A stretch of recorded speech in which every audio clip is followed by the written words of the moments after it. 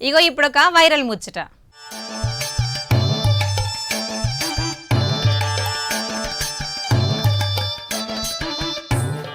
మన తెలుగు రాష్ట్రాల పాం పుట్టల కాడ ఆడిబిడ్డల హంగామా ఒగెత్తైతే మన పక్క రాష్ట్రం కర్ణాటకలో జరిగే ఇంకో ఖతర్నాక్ ముచ్చటనే మీ గుండె ఆగిపోయినంత పని అవుతుందిలా.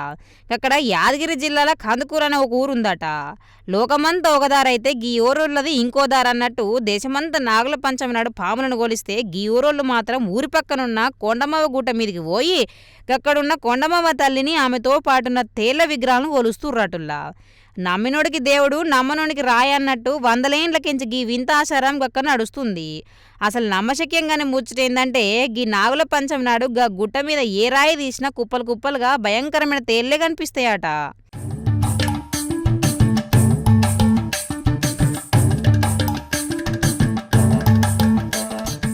అవుగే తేళ్ళని చూడంగానే జనం మొత్తం అమ్మో అని ఉరుకుతారు కదా.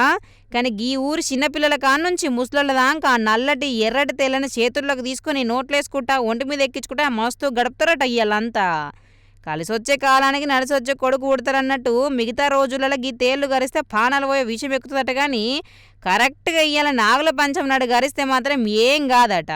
ఒకవేళ ఏమన్నా కొద్దిగా నొప్పి పెట్టినా గా కొండమవ్వ తల్లి పాదాల దగ్గర విభూది పెడితే చాలు మొత్తం తగ్గిపోతుందట. గది మరి తల్లి మహిమ అంటే గిల్ల కొలుసుడంటే.